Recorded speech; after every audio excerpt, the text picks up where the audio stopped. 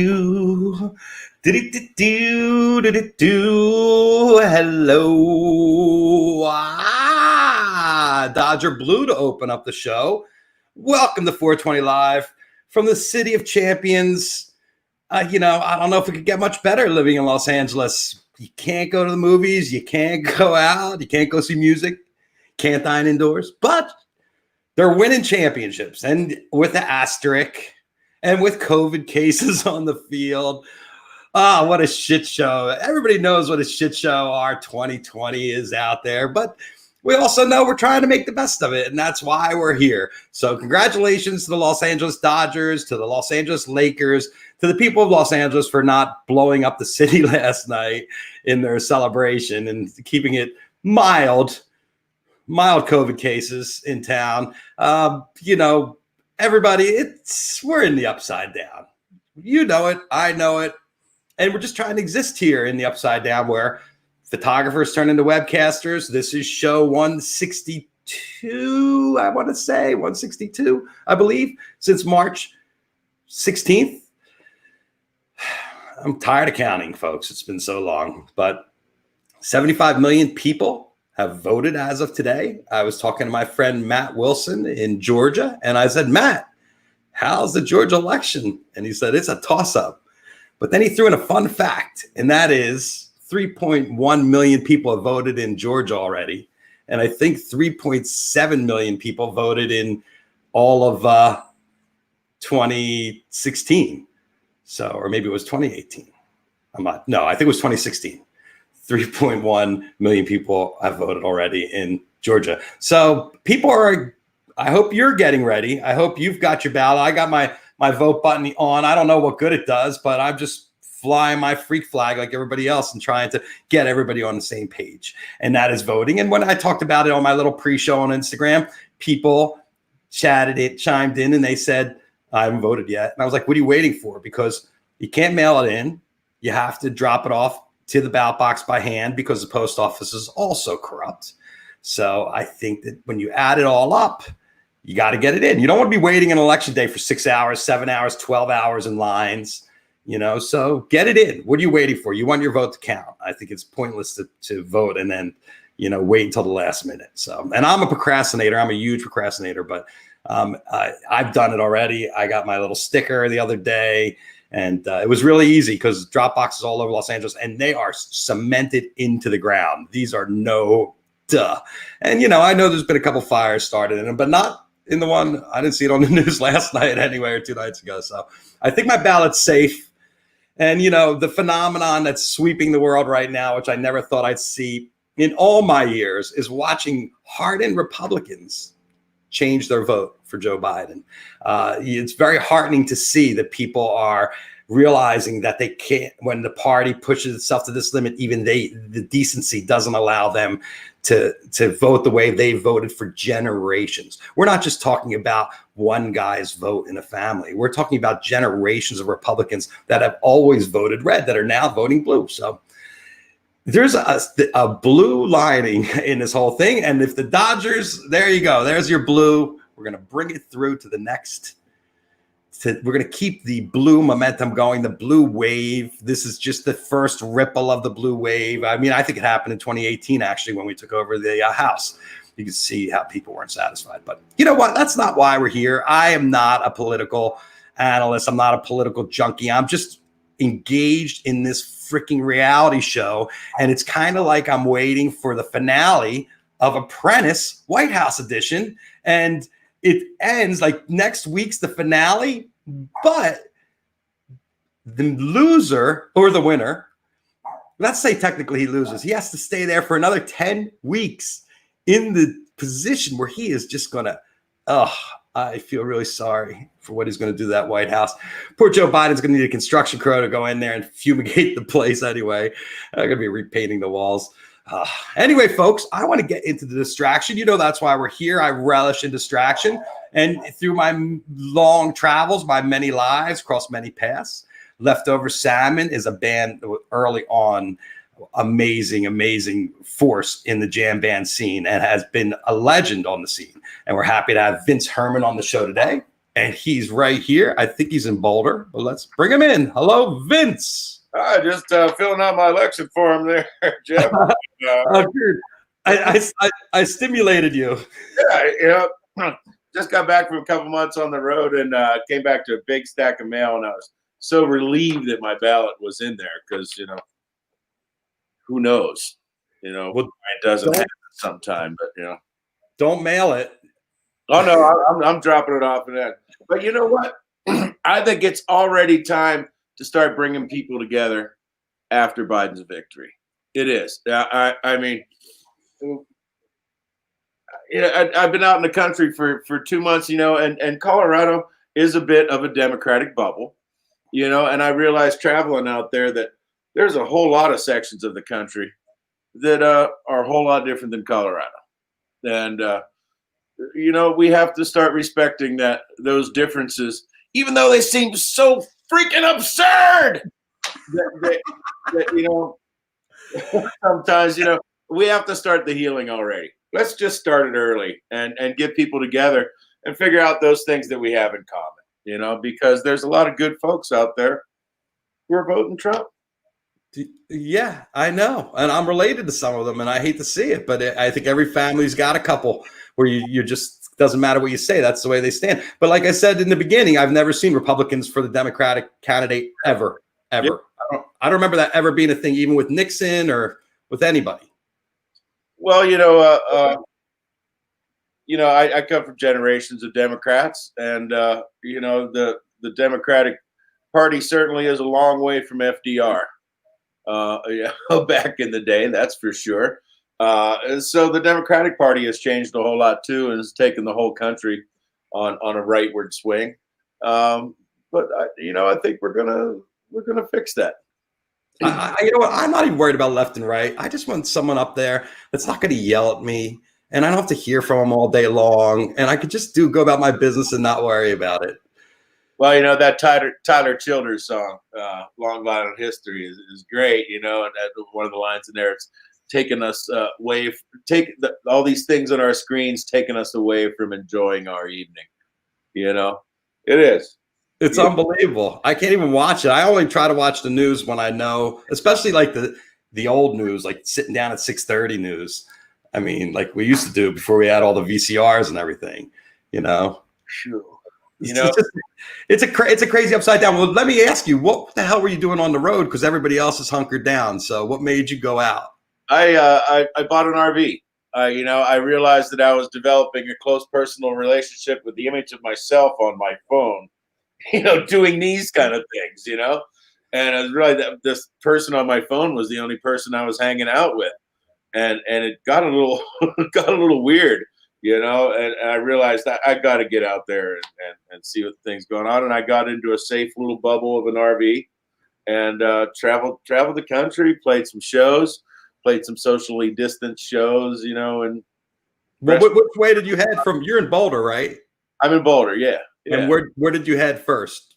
I went to La Crosse, Wisconsin, and played a gig with my new band, the High Hawks, with Tim Carbone from Railroad Earth, and Chad Staley from the Hardworking Americans, Adam Gruhl from the Horseshoes and Hand Grenades crowd, a couple of the old Great American Taxi crew, all these jamband folks. We put together a band, and I think that was about our 7th gig we've done so far. But did that, and then I played some solo shows across Illinois, Ohio, Pittsburgh. Went into West Virginia, see some good buddies there.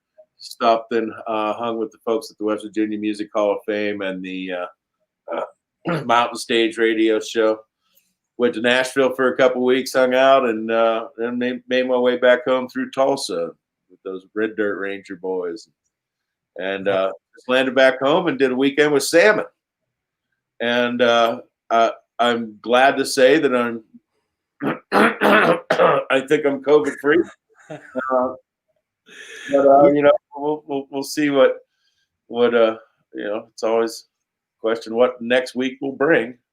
But I think it is time to crawl back in the bubble again. I think I was lucky to get a couple months of summer traveling, and I think with the winter coming on and the cases rising, it's time to crawl back in the hole here and start looking at my phone again. You know? How was it playing with Salmon? Oh, it was such a great joy. And it had been March 11th since we stopped doing things, and it was just felt so good. Couple really nice warm days for an outdoor distance kind of show, and then a good snowstorm to top it off with, make it really feel like Colorado. And boy, it just feels so good to play with the boys, play a bunch of new material.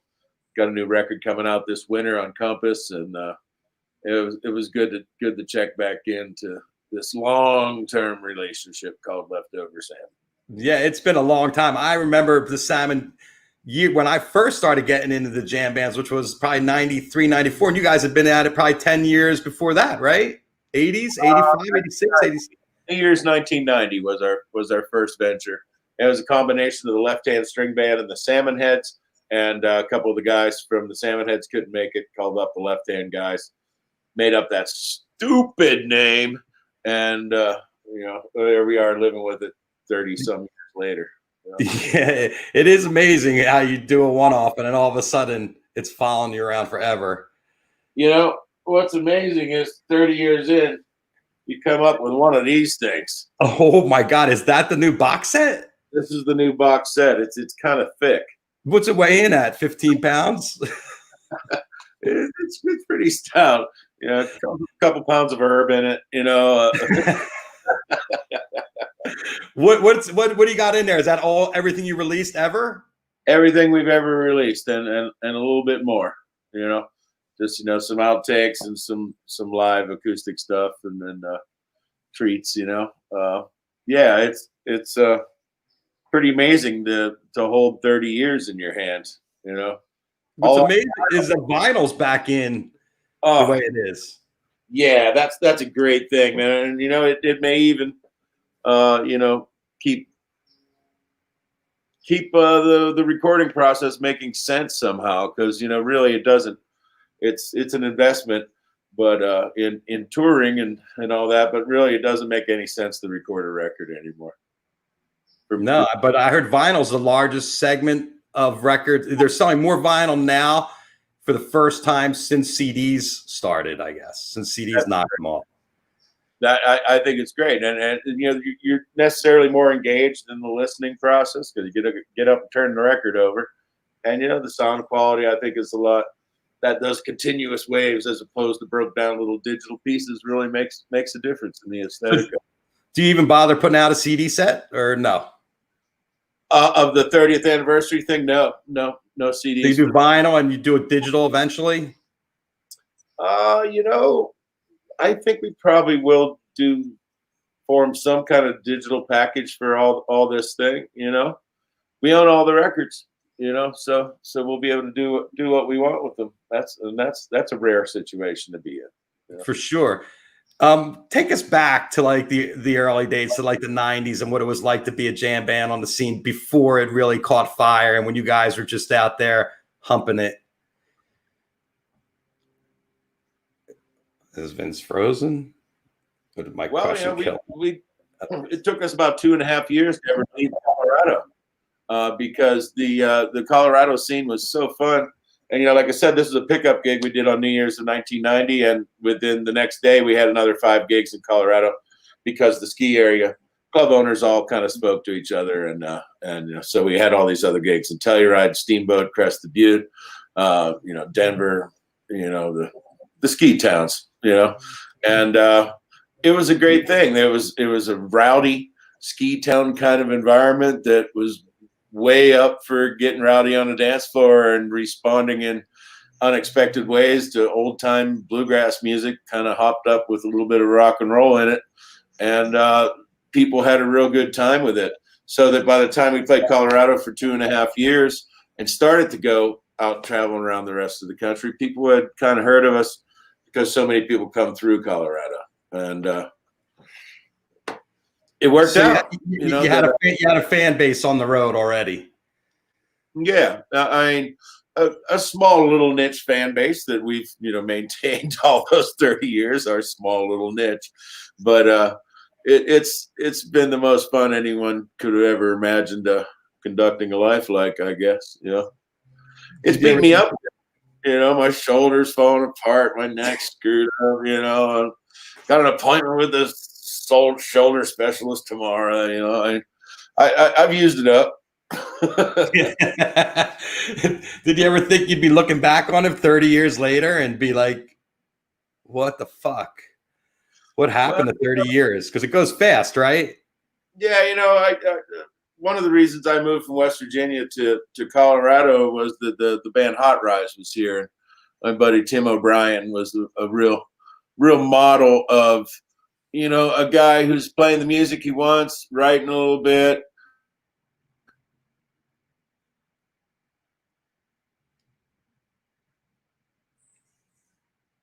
Come on.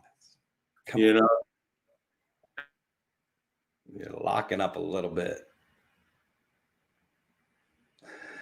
The Mercury. All right, in and out of there. Yeah, you're freezing up a little bit. All right, Vince. I'm feeling the Mercury retrograde, Vince. Let me see. I'm gonna see if he blinks. Hey. He's in and out. I think the best thing to do is to have him call back. You know what? I'm an expert at this. I've seen this happen before. I'm going to kick him from the studio. And the question is, will Vince figure out that he needs to call back in? He has been on there for a long time. He's doing it on purpose. That's very good, Tommy. You thought he was just fucking with me on purpose? That's great. Reset the Wi-Fi. Yes, that's on his end because you could see me, right? Am I doing all right here? Thanks, Johnny. You love that. You love watching Kravitz squirm. Well, Mercury's in retrograde. I've had everything go wrong in the past couple of weeks. I don't even want to get into it. What could possibly go wrong over the next week with the election.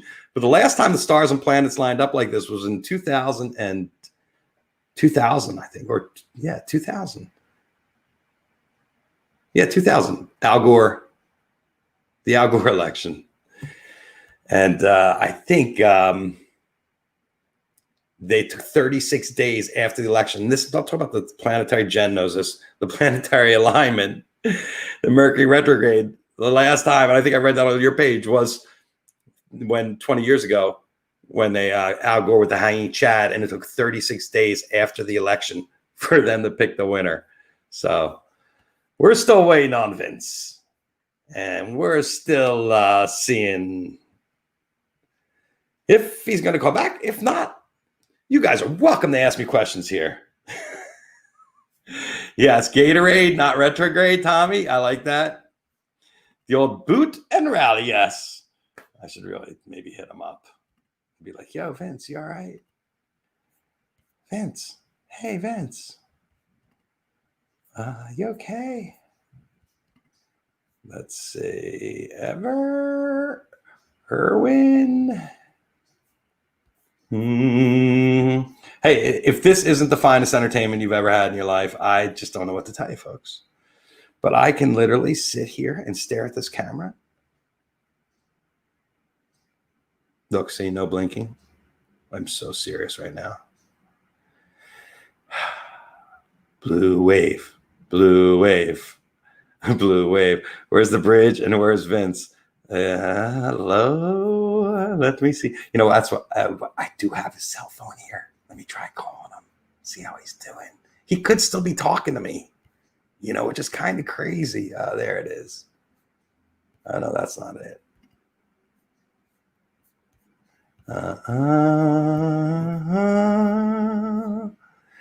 Here we go. Here we go. Hold on, I'm going to get my phone. We're going to call Vince.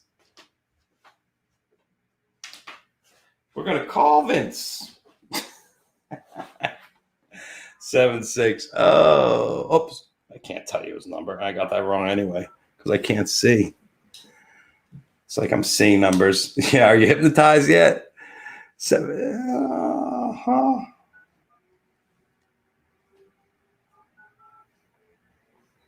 Let's see.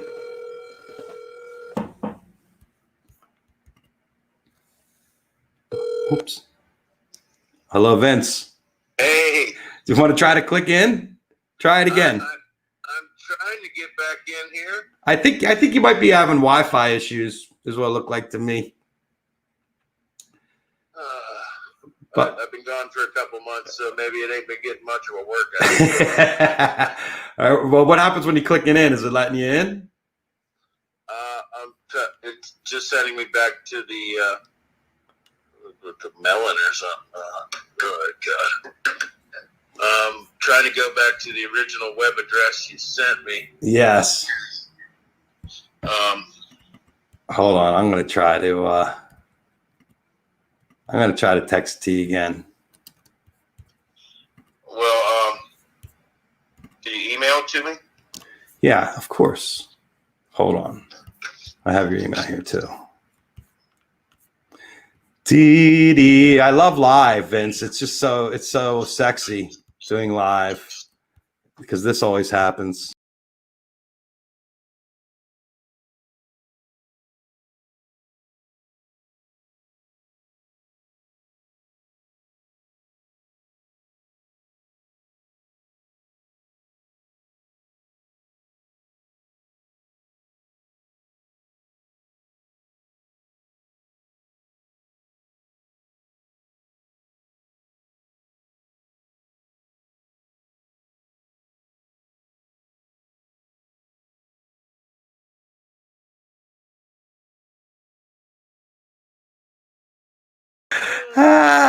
You guys are still here. Great.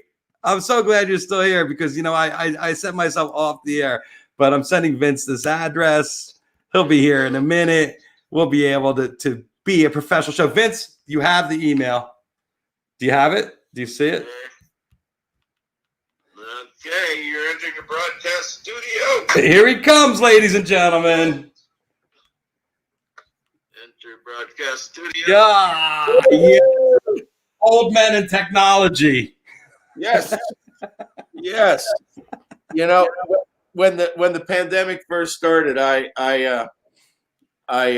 really dug into this, and I figured it was like 30 years of the karma of ignoring technology altogether that was coming due as I was trying to do these Facebook things, doing streaming live, doing Zoom meetings, doing all this kind of stuff. And Andy Frasco was helping me out trying to get to it.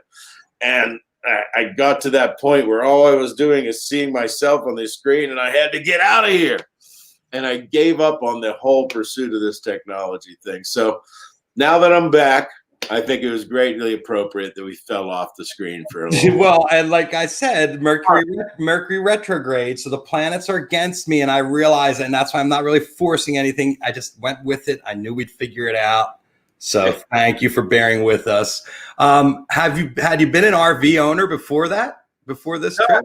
No, I haven't. And I mean, I've certainly driven around on enough buses, and the band owned an RV for a while that had a whole bunch of bunks on it. But this is like having my own bus, and it was a trip, man. It's definitely some challenging driving in cities and in very small little 1-lane bridges under construction across 1.5 miles of the Mississippi River. Oh, really? Oh, that was the peak freak right there, man.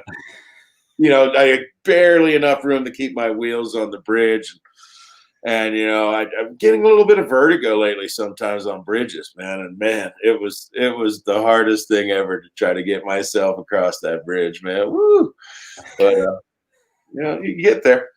Yeah, well, in RV life is completely different, too, because it's a different world, right? It's a whole scene. There's tons of people that do it. There's the campgrounds. And there's also, like I did it with my kids, you can camp on BLM land in the West. Which is really rugged.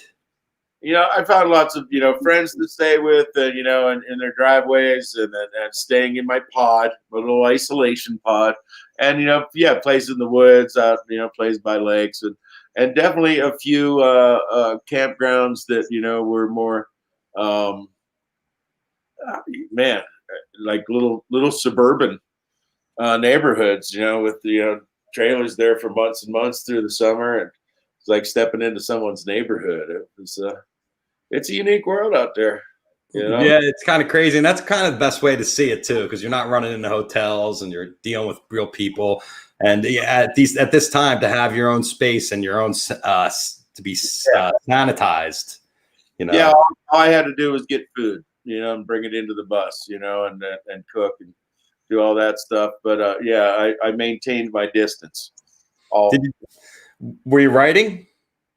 I was, man. I actually ended up in Nashville and doing a good bit of writing, and I'm glad to say I got a publishing deal while I was in Nashville, and I'm going to be working with Wembley Music, a fellow by the name of Irv Woolsey, and being one of them Nashville writers. I did a bunch of co-writes and a couple Zoom writes like this, like hey, and I haven't done the co-writing thing before, and man, I don't know why I waited so long, but it's a really fun process, and I find that I get to the point of a song where like I'd usually go out for a bike ride and never end up finishing it, and next thing you know, you get this thing, and then the song's done. Man, I really like it, and I'm thinking I might be moving to Nashville to do a whole lot of it in the next year or so when there's nothing else to be doing, in terms of playing and that kind of stuff. So it's really a best case scenario to get a writing deal during COVID and be able to go do that. What, you've been in Boulder for decades, though, right? Yeah, I made a quick sojourn out to Oregon for a little bit, for about 8 or 9 years, then successfully completed my third marriage. Came back over here. He graduated from that. Yeah, but I was thinking just for a little entertainment here. Oh, please. I got your theme song. 420, 420, for 20 long years. I smoked lots of reefer and drank lots of beer. Every day at 420, we're gonna settle the score. And for 20 long years, it's been 20 past 4. I love it, and I want it. All right, you got it, man. Thank you, Vince. That's the best gift I ever had. All right. Oh, man. So how did you come up with this name? What does this 420 thing mean? That's so weird. The whole thing is so weird. I spent years shooting guys like you and different artists all my life. And then COVID hit and I needed something to do to reach out and communicate because I'm a creator like you are. We have this urge in us to create, and we're pushed up against the wall. We have to go into it's a new thing. I mean, you figured out a new way to live these past 7 months, right? Yeah, I have. Absolutely. And it's the greatest thing about the great pause is that we all stopped. And is it all right to start? And what do we start? And why do we start something? What do we do now that we've stopped? And I think everybody's asking that question, and it's a great opportunity to realign all of our lives, our thinking, our physical selves, man, our spiritual selves. The pause has been a great thing, I think, for a lot of people, and it's been a horrible thing for a lot of people too. But there's no doubt about that. But I think we got to take it as an opportunity to find new ways of being, and I think it's working. Yeah, well, it'd be a lot nicer if they gave us a little cash before they went away for 2 weeks, and to keep everything afloat. And I think that's part of the problem is they're playing politics with people's lives. And it's very sad. There's people out there that can't pay rent and can't figure out how they're going to spend their dollar. And, we're at a very desperate part of our lives and pushed into it because people are playing politics with our lives, which I've never seen that before. Have you remember anywhere that seemed to have happened? Well, we talked earlier about FDR, and that idea of, that he pulled the country out of the Depression with social programs and acknowledging that we're all in the same boat. and that we rise as everyone rises, and I think we have to get back to acknowledging that there's been that hard, rugged individualist tradition, while there's socialism for corporations going on for a long time. So I mean, the rhetoric has gotten so inflamed that we've forgotten about basic human needs and basic human goodness toward each other, and that's why I was saying, it's time to celebrate the victory already and start healing the wounds, because we are in this ship together. No matter what the rhetoric has been flamed up to say, we're all in the same boat, and nothing makes it clearer than COVID, I guess. Yeah, well, especially now. I mean, the one thing watching the NBA, I realized when I was watching the games, was that everybody was on the couch, just like me, watching the TV, and we were all might have a nicer couch, might have a bigger TV, might have a bigger house, but we're all marginalized. One person can't have an experience greater than another's just because they have money, unless maybe Kim Kardashian's taking you to the island with her friends. But it reminds me of when I was a kid, there were only 3 networks: ABC, NBC, CBS, and your public television station. So, when you went to school on Monday morning, everybody had been watching the same thing last night. Monty Python on Sunday night. So Monday morning was everybody spoke with a British accent, and doing funny walks. Because we shared that, because there weren't all these other options. Now that we have all these options, how do we realize as a country that we're all in the same boat? When it's all about splitting up the boats and all that, so let's get back to it. I got some work to do. Driving the divisiveness and not uniting. And that's, I think, the best thing about Biden is that he's going to unite and not play politics with our lives and be like, oh, a blue state did this, so I can't give them money, or a red state did that. It's just, we're in such a weird time right now. So you got the new record coming out. You got the 30-year retrospective box set in vinyl. When that's out now, the vinyl? That's out now. Yeah. We just got it all put together about a week ago. Yeah. Took a long time when the COVID hit, man. The record pressing plant shut down. The vinyl there's 2 places in the world that create vinyl for records. One of them burnt down. And then, the printing shops shut down, and you couldn't get this, you couldn't get that. And it took about 9 months more than we were hoping to get this together. But finally, we pulled it through in a COVID way. When I was doing my research on the band, because I do my due diligence, I found this very interesting article here. And it's I'm going to share it right here. And it's 15 creative ways to use up leftover salmon. And I was wondering what some of your favorite were, because you must be an expert at this point in your life. Can you see that? Well, the band started off, I had a band called the Salmon Heads, because I was working at selling seafood at a local grocery store. And I was, you'd chop the heads off the salmon, and then, sell the steaks or the fillets or something. You just throw away the heads. Well, I started bringing home the heads, baking them, making like salmon salad kind of stuff, a flake salmon, making quiche or, whatever. So my favorite is just the, cook the heads, man. A little heads. Well, salmon scallop potatoes sounds incredibly fishy. Strip and salmon filled pancakes. Man, salmon noodle casserole, sure, man, absolutely. Creamy salmon bisque sounds great. I made a lot of soup. That does sound good. The salmon souffle. Yeah, man. And salmon pasta salad. Salmon quiche makes sense. Oh, salmon spaghetti carbonara. Ooh, that's interesting. That's interesting. I wonder if that would pass the Tim Carbone recipe test. Which is what? A salmon spaghetti carbone. Oh, carbone. Yeah. Salmon Newberg. And finally, spicy salmon and sweet potato cakes. I didn't realize there were actually so many different things that you could do with salmon. So I was interested in my due diligence when I'm doing my band research. That was the third thing that popped up under Leftover Salmon. You were top of the SEO though, so. Wow, that's great. We should probably start working with the used salmon cookbook publisher. Maybe you could throw it in as a part of the box set.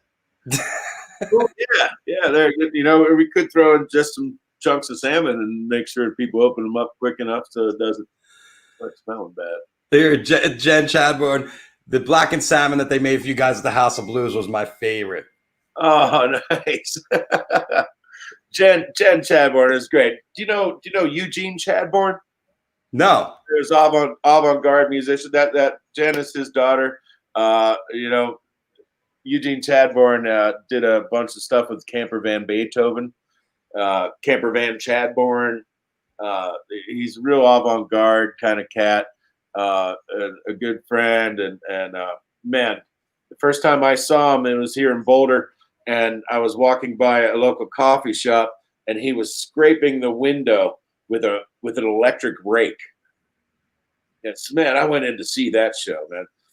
And that's one of the instruments he uses, this electric rake, and he travels in Europe a lot. And once 9/11 hit, he couldn't take his rake to Europe anymore because it was just impossible to explain to the immigration folks what this thing was. So he had an electric rake he kept in Europe and one he used here. Hi, Jen. Jen's the best. And Jen grew up with Elizabeth Cotton as her nanny. And she remembers Elizabeth Cotton, playing tunes for her as a really young. Wow. Born under a star. Absolutely incredible. Vince, you still there? Here he comes. He's in and out. I'm tuning him in. Tuning you in. Come on, Vince. Come on, Vince. Come on back. I'm not fighting the Mercury retrograde. An electric rake. You have to look that up there, Dowds. Must be an electric rake. They're wondering about the electric rake. Did he have a pickup on the rake?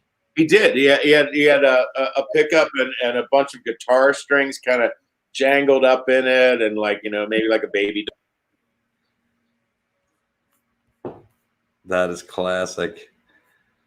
He is in, Vince out. He's going to come back. I know he is. Okay, well. There he is. Right, now you're back. Now you're back. I have a question from someone wants to know about the vinyl box. Was it mastered from analog? Yes, it was. We did a whole new mastering for the vinyl, all the vinyl. How was that, going back and revisiting the tracks and mastering them? Fun? You do that? I didn't do that. In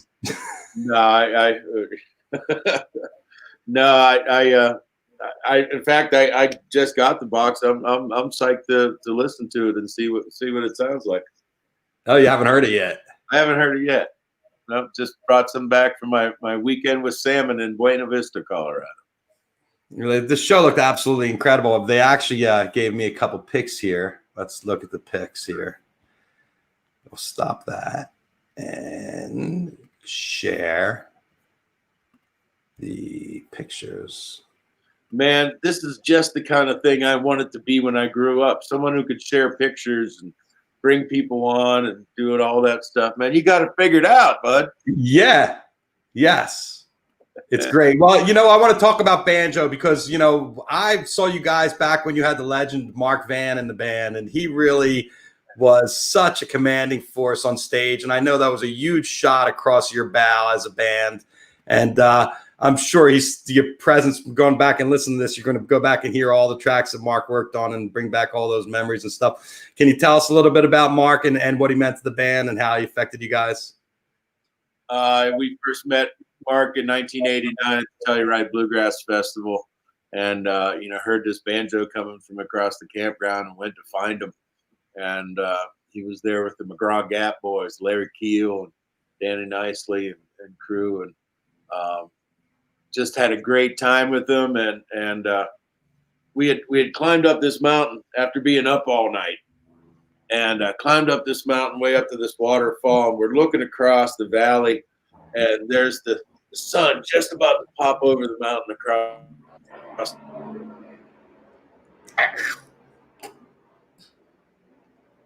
Come on. Click in. It is a great freeze frame, though. Oh, I guess you didn't catch that one. Well, you said the sun was coming up over the mountain. That's where we cut off. And Mark says to the mountain across the valley, down in front. And that's when we're like, Arr.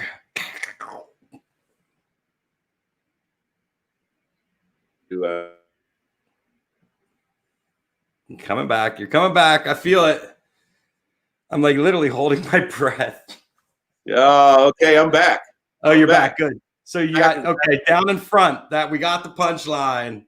So down in front of the mountain. And we just said, dude, you're obviously way too demented to be building decks in Loudoun County, Virginia. And you and your beautiful wife, Jennifer, should just move here. And they did. And it was a beautiful thing. Mark, unlike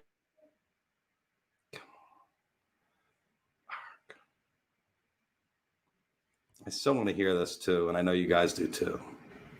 Mark could actually keep track of, records and calendars and all those sort of things, which it's so rare for musicians to be able to do.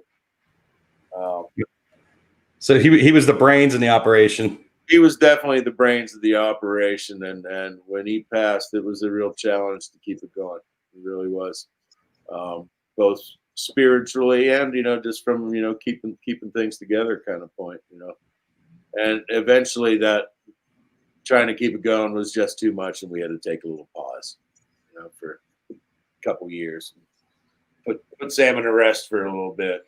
Yeah. Well, I mean, it has to affect your sanity to lose a founding member like that, Yeah, it sure did. Bands like Little Feat have gone on, and the Dead have done great things, without Jerry, and it's music, music lives on, no matter what. Yeah, it's not gonna outlive you. It's gonna live out all of us. And that's the beautiful thing about it, is that you will live forever. In a way, your voice and your mind live forever. Yeah. So it's catch up with Bruce Hampton or something out there. Tell us about your relationship with him. He is a real character. Bruce is my mentor, the daddy of us all, man. He, I think Bruce's biggest piece of advice was take what you do seriously. Do not take yourself seriously. And, he lived that. I was just thinking earlier today, we were once driving into New York City, and we were on one of these big loops on an exit ramp, kind of thing, with that whole place in between in the loop, just empty, a couple symbolic trees planted there or something. And Bruce he's in the car next to us, just happened to pull up next to us. And he says, "Look at that. That's an area. Stay out of areas." That's an area in there. And every time I take an exit and there's a big loop, with nothing in it, man, I'm like, man, that's an area. Yeah, there is. Patrick McCutcheon wants to know, where's Mayor Mccheese? The Mayor Mccheese was stolen by some folks at festigonutslive.com. And I thought they were going to bring it back this weekend. We were asked if it was appropriate for them to walk on stage with the mayor. And my response was, nobody asked anything about an official return. So I think they were scared. They're afraid. They'd blown the return by asking about returning it.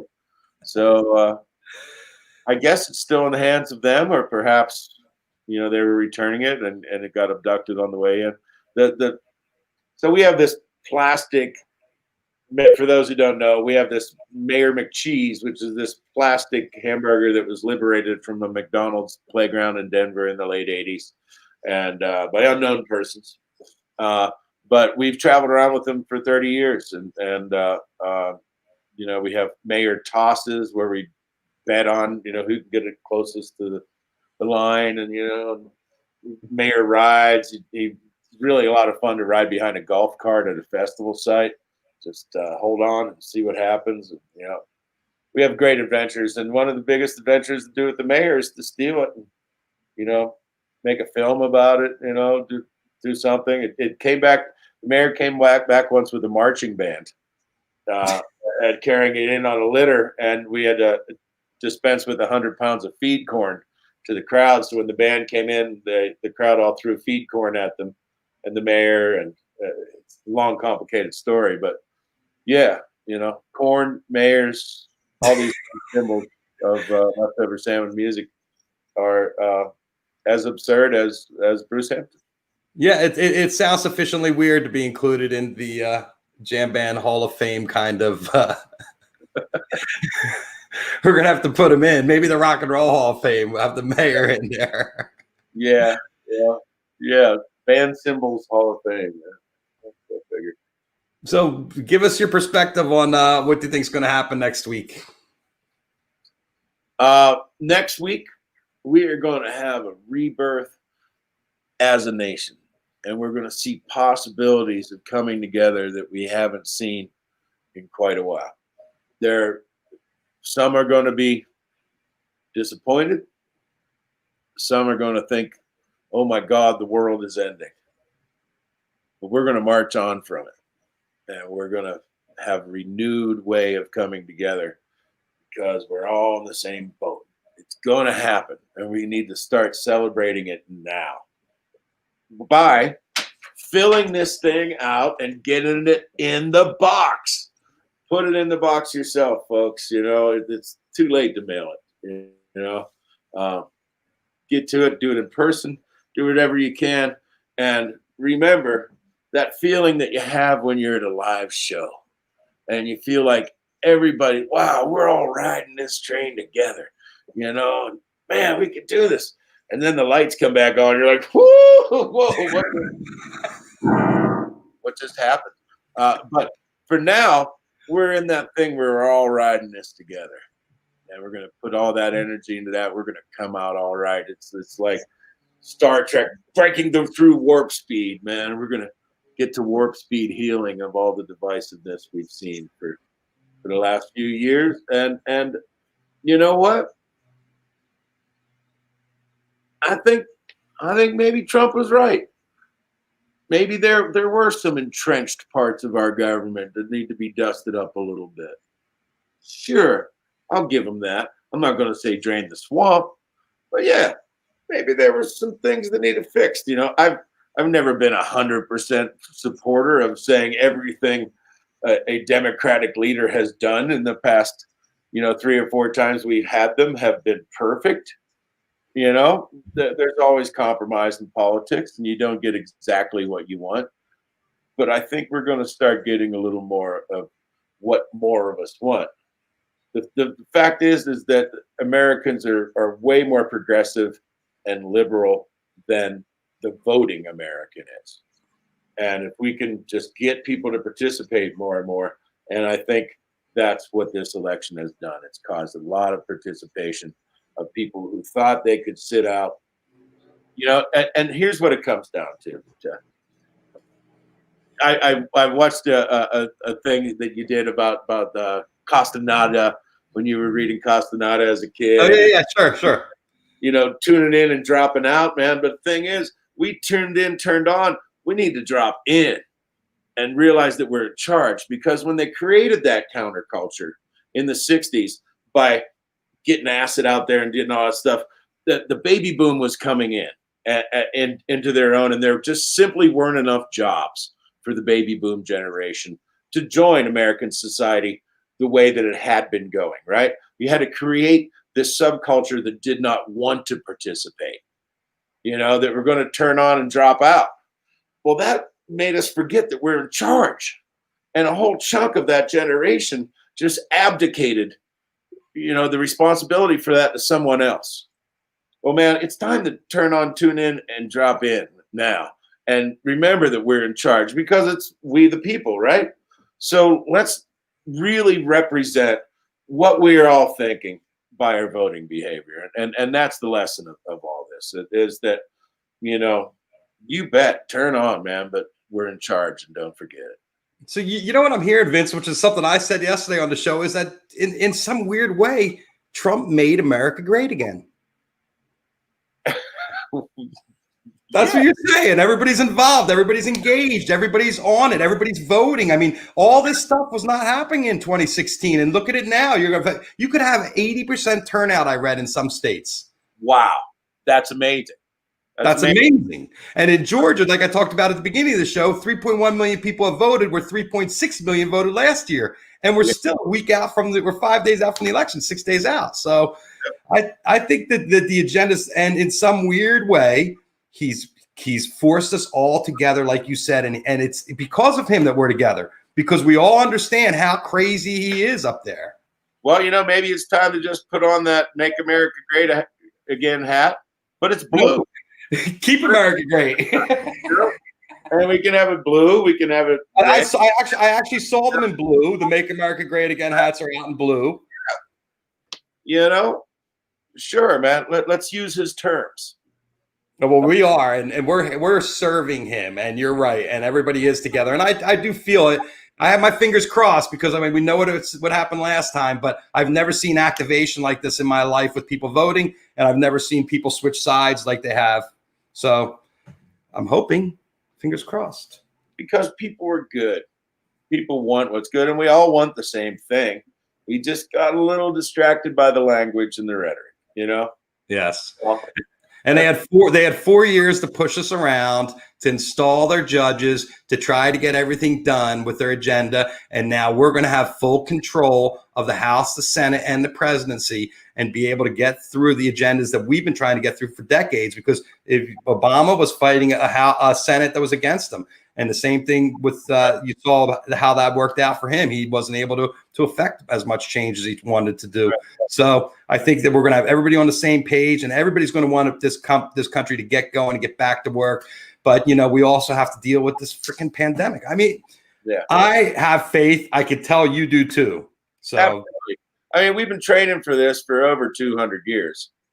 250 years, man. We've been practicing this art of democracy. So. We got this. I agree. Do you want to say anything to your people out there before I let you go? Well, festival! I was hoping for that. Thanks, Vince. It was great talking to you. I look forward to seeing you. Come by LA. We got a little outdoor thing happening here. Put a mask on. Let's get this stuff done with so we can all get back to being together. Sounds great. And vote. Vote. Yes, sir. Thanks, Vince. Thanks for coming on. You bet. Thanks for my theme song. I appreciate it. I love it. You got it, man. All right. There you go. The one and only Vince Herman. Check out the vinyl box set. They got new music coming out. And yeah, you heard it right there. The festival, the big festival to end the show. It's perfect. While I have you all here, I want to talk about one of my sponsors, Sin Lawn. They're working on rugs. They're working on hair. And if you go to sinlawn.com, they have a contest right now. You get a 5 foot by 7 foot roll of this, and it's perfect to put out on your balcony, even it look unique in your house too. So environmentally friendly, eco product, very well made, and many different alternatives here. So get on the Sin Lawn site, check out what they got. They will send you a little sample like this if you want, and then you could order away. But go on and check out that contest, the Sin Lawn contest.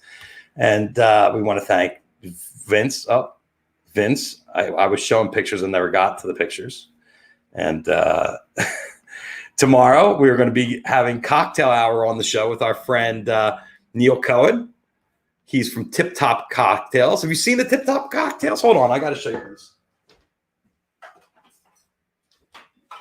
I got them right here, the Tip Top cocktails. And look, there's 3 of them. I'll put them right here on my computer. And my children love them. My children are all 20 plus, so they're not 7 and 8 year olds, but they come in these little tiny cans like this, and they tell you what kind of glass, and if you need ice, like here, see, that's rocks. That's Negroni. This is rye whiskey with vermouth bitters. And so we're going to talk to Neil, and Neil's an old friend of mine, worked at Bonnaroo and Outside Lands, Superfly Presents. So we'll get into it with Neil tomorrow. Yes, I'm promoting grass on 420 Live. Isn't that crazy? But I would not smoke this. I'm just going to tell you. If you want to smoke some weed, just contact your shop. Contact your delivery service. And you know what? Every city has a delivery service. Just go on Google. You'll find it. They're out there. They'll bring you whatever you want. If you're in Denver, LA, you get the stuff delivered right to you. Tomorrow we got Neil. Friday, I don't know. Next week, who the hell knows? I'm just trying to keep it all going, folks. Keep myself entertained, to keep you entertained. I appreciate you all. Thank you so much for tuning in. It was great talking to Vince today. What a character, what a personality, and what a huge talent. I really appreciate our community coming in and letting me sit and chat with them. So peace, love, and happiness to everybody out there. Big hug for everybody. You know what? Life's moving on, folks. Get that ballot filled. Take it down and drop it off in the box. Got my vote pin on. I want to thank everybody from Headcount for their support. We have a great Headcount turnout on the show all year long. And I don't know what Headcount can do for you now, but check them out anyway. All right, folks. Thank you, Gary. Thanks, everybody, for tuning in. And I like your vote. I like the vote right there. I voted early. Biden-Harris. 2 thumbs up from Jeff Kravitz here, 420. Everybody voting, do your civic duty. Thanks, everybody.